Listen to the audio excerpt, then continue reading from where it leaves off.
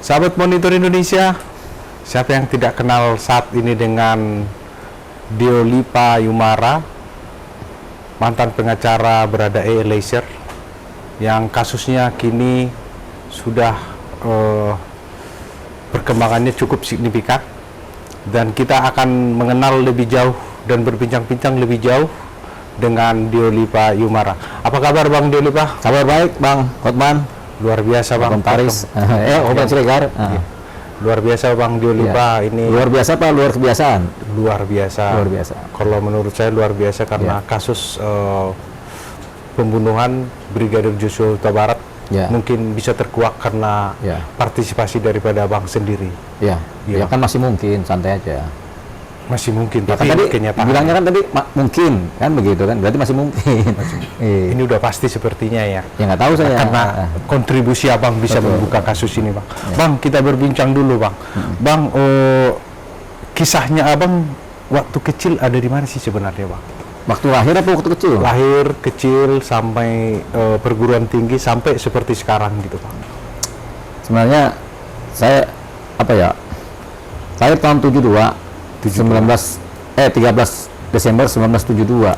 Iya. Tahun 72 bulan Desember, tanggal 13. Kemudian kemudian TK. Iya. TK di Kota Bitung. Bitung ya? Ya, TK di Kota Bitung. SD juga di Kota Bitung tuh sampai kelas 4. Iya. Baru kelas 5 SD di Jakarta. Oh, berarti SD udah di Jakarta ya? Dia SD saya satu SD di Bitung sampai kelas 4. Iya. SD di Jakarta kelas 5 sampai kelas 6. Itu SD itu karena ikut orang tua? Iya kan, orang tua tentara. Oh, Bapak tentara ya? Bapak tentara, ya kan. Baru SMP itu di Jakarta juga, di Tanjung Priok. SMA Tanjung Priok. SMA 52, SMP 53, SD Kebun Baru 1 yang di Jakarta. Baru SD GP di Bitung sama TK Debora di Bitung. Dah. Sampailah tamat SMA. Langsung waktu itu kuliah di UI ya? Langsung kan ikut UMPTN, lulus SMA ikut UMPTN ujian masuk ya. Iya. Tahun 91 langsung diterima di Fakultas Hukum UI. Fakultas Hukum kan Fakultas Hukum atau Fakultas Psikologi, Pak? Fakultas Hukum dulu. Hukum. Tahun 91 Fakultas Hukum, baru tahun 93 Fakultas Psikologi. Tapi sekali duanya jalan? Dua-duanya jalan dong. Berarti psikologi di UI juga? Di UI juga. Oh bisa ikut ya? Lagi, ikut 2 kali. Ya nggak bisa, tapi kan kita bisa-bisain aja. Nggak boleh, bukan nggak bisa. Nggak boleh kuliah double. Tapi ini Bang Deolipa bisa? Bisa. Kita ngakal-ngakalin lah. Satu dari rektor sampai dekan kita akalin aja sampai dosen-dosennya. Memang sejak dari kalau saya lihat ininya, track recordnya itu Abang itu memang orang pintar ya, Bang? Nggak tahu saya, pintar kali ya. Iya, kalau masuk pintar ya, pintar ngebohongin orang. Makanya satu sampai semuanya kena bohong. Jadilah kita jadi sarjana dua-duanya. Sarjana psikologi. Ya kalau kita jujur kan pasti nggak jadi dua sarjana kan? Karena kita nggak jujur, jadilah sarjana hukum sama sarjana psikologi. Bagaimana sih Abang dididik, Bang? Seorang ayah yang seorang tentara gitu? Kan orang tentara yang nggak pernah didik, dia taunya ngajak kerja aja. Kadang-kadang ayo ikut kerja di kantor, lagi penjagaan kan, namanya tentara, kerja kan jaga terus propos. Jadi kalau kadang-kadang diajak kita naik motor berangkat ke kantornya, di kantor kita suruh bengong aja. Kan dia jaga, kita suruh main bebas, tapi main dikasih mesin ketik, dia belajar ketik tuh, mesin ketik tuh. Zaman dulu kan ada mesin ketik tuh, putar-putar, cetek, putar-putar, cetek. Seret gitu, dikasih tipek supaya ngapus itu. Iya. Ya gitu aja, belajar ngetik. Mungkin Bang, karena kalau saya lihat Abang masuk jadi pengacara Baradae kemarin, Abang begitu berani. Dan apa sih sebenarnya yang ada di hati Abang itu atau di pikiran Abang? Ini kan kemanusiaan gitu ya. Oh, apa sih yang membuat Abang tertarik kemarin jadi pengacaranya? Bukan, kita tuh nggak tertarik juga sebenarnya. Cuman kan kita disuruh nanganin. Kita kan banyak banget perkara. 20 tahun jadi pengacara, 22 tahun kan? Dari tahun 98 sampai 2022 sekarang kan? Iya. Berarti kan hampir 24 tahun kita udah jadi pengacara nih kan? Iya, Pak.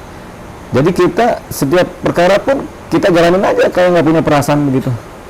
Jadi tertarik nggak tertarik ya ada minta tolong kita tolong, ada minta bantuan kita bantu. Tapi kita nggak pernah pakai perasaan kalau menangani perkara. Nggak pernah kita masuk ke hati. Sampai perkaranya si Eliezer pun kita nggak mesti ganti, nggak tertarik juga, biasa aja. Cuman yang kita jaga adalah kebenaran dari setiap perkara. Ketika kita nangin perkara itu ya kasus kan, Iya. yang benar seperti apa sih, itu aja kita cari. Kita nggak pernah main perasaan. Iya bang. Bang, ketertarikan abang itu kemarin kan akhirnya bisa menguak kasus ini. Kalau nggak ada Bang Doli Pak, Bukan tertarik ya, tapi profesionalisme kita sebagai pengacara benar. Tapi kalau tertarik atau nggak tertarik itu nggak jadi ukuran saya. Karena kita berprofesi sebagai pengacara, kita harus membuka kebenaran. iya. Jadi kita kerja gitu. Bang, tapi kalau kebenaran itu nggak identik dengan rezekinya sedikit gitu bang, kan? Oh enggak dong, kan makin benar makin kaya gitu. Coba aja. Itu ya. Iya, karena ada orang berusaha menghilangkan kebenaran, menutupi kesalahan. Iya. Rezekinya dikit. Kalau kita kan membuka kebenaran, yang salah kita buka, yang benar juga kita buka. Yang benar bagaimana, salahnya bagaimana. Kalian nanti lama-lama ngerti, oh saya salahnya di sini, oh saya benarnya di sini. Itulah timbullah kepercayaan. Sehingga dipercaya, artinya dia mendapatkan pengacara yang menunjukkan hal yang baiknya bagaimana, yang buruknya bagaimana. Sehingga kedepannya dia bisa bersikap tindak sesuai dengan rel kebenaran. Setelah itu kan dipercaya sama kita. Percaya juga, karena kadang udah percaya nggak ngasih duit juga ada. Nah, tapi ada juga yang percaya terus ngasih duit banyak, ada juga. Ya inilah saling menyimbangkan. Kadang kan ada klien yang pelita minta ampun. Iya. Ada juga yang baiknya minta ampun juga. Berarti seimbang juga. Seimbang. Jadi kadang-kadang yang ini kita jalankan, ini juga ngasih duit besar. Ya kita jalan aja. Tapi abang kemarin itu waktu buka kasusnya Brigadir J, abang ada teror atau intimidasi nggak? Nggak ada, kita nggak ada teror.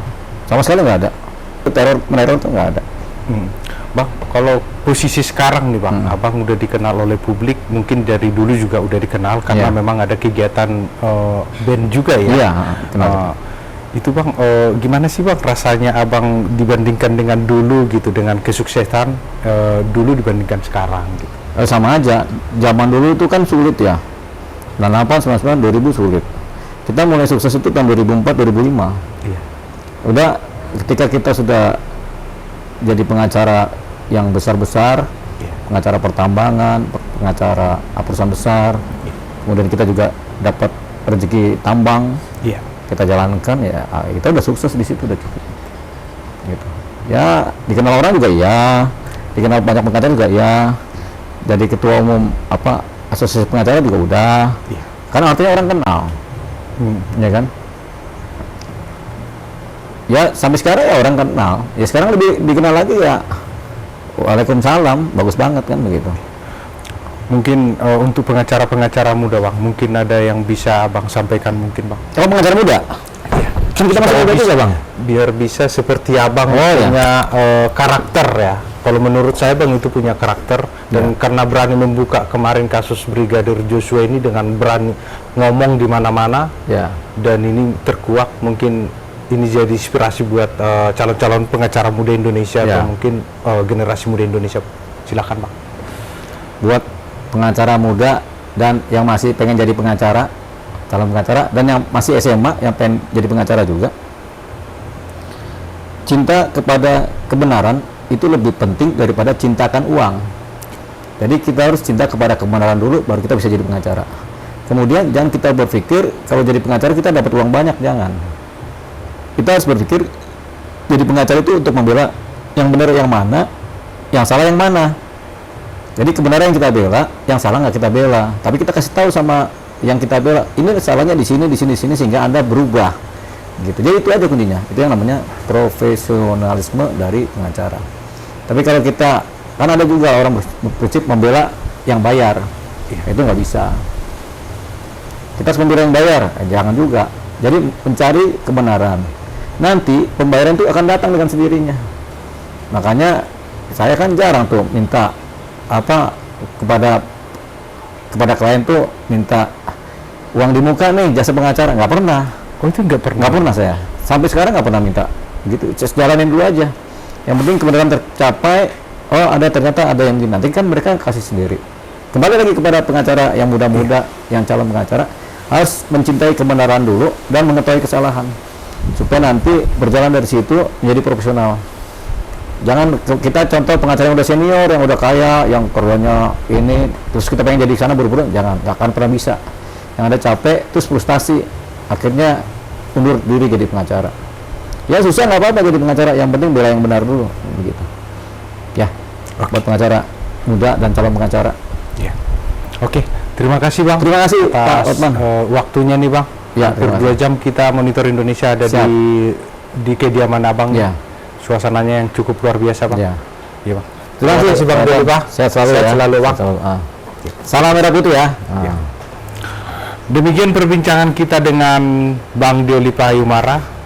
Kita tadi telah berbincang terkait dengan bagaimana Bang Dolipa kecil sampai sekarang sukses, dan Bang Dolipa tadi sampaikan bahwa untuk pengacara muda itu lebih memprioritaskan kebenaran dalam melakukan pekerjaan.